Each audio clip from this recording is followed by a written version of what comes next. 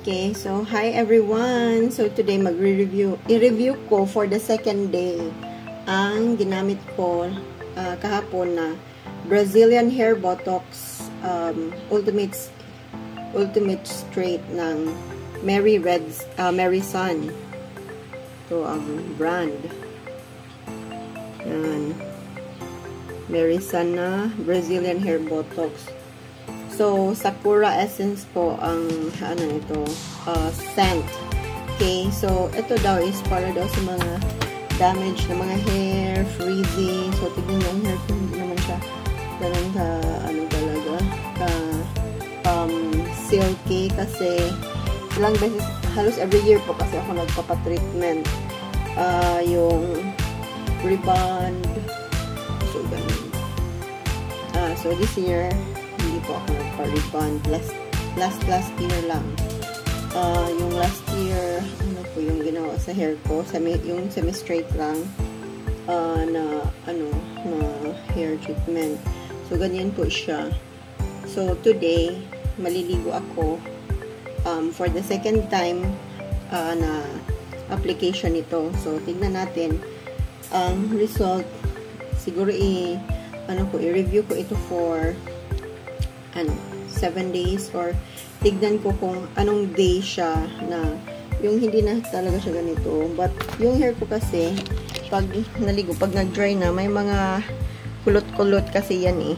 But today, wala naman siyang kulot-kulot. So, ganyan siya kasi ginamit ko na ito yesterday. So, this is my second day sa paggamit nito.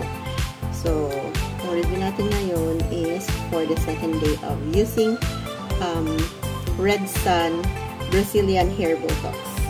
Okay, so maligo muna ako, guys. Okay, hi everyone. So, lagyan ko na po ng treatment ang hair ko. Tapos, ibabad ko lang ito ng 20 minutes. And then, after 20 minutes, after na-rinse, lagyan ko po ng conditioner, which is Cream Silk na triple keratin collagen na conditioner. So, repair and shine din ito. So, hindi kasi ako bumili ng conditioner nito kasi ang dami ko pang stocks na mga conditioner na Cream Silk. So, ito na lang muna.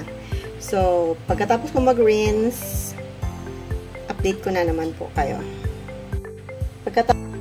Okay, so na-rinse ko na po ang hair ko. Yan. So, tuloy-tuloy yung pagsuklay. Walang mga buhol-buhol. So, ang ganda ng result din. So, dapat pala, i-towel dry mo muna. Diba, naligo ka na. So, i-towel dry mo muna ang hair mo bago mo lagyan ng yung Botox hair treatment na Red Sun. Tapos, so, okay na siya. Ganyan. Hair ko. Okay. So, dire-diretso po yung suklay natin. Walang mga buhol-buhol. So, it's time to blow dry. Okay, so, blow dry ko muna. Update ko kayo mamaya pagkatapos ko mag-blow dry para hindi na ingay. Okay, so, tapos ko na po siyang blow dry. So, ganito na ang hair ko ngayon. So,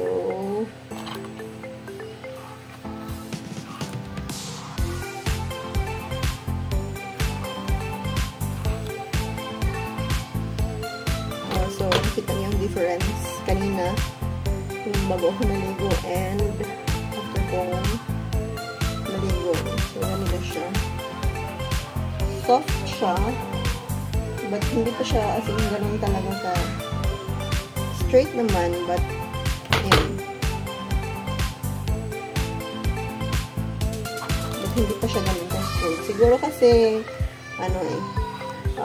it's para kasi ito sa mga rebonded hair para ma-maintain yung straightness ng hair. So, ganyan siya. Pag hindi rebonded yung hair. So, natural hair lang po yung sa akin kanina. So, ganito po ang result. Okay.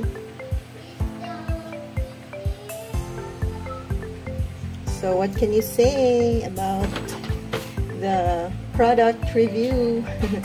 Kung sa tingin nyo ay nakatulong ang vlog ko na ito, please give it a thumbs up. And don't forget to follow. And kung sa YouTube man, mag-subscribe na po kayo. Thank you so much.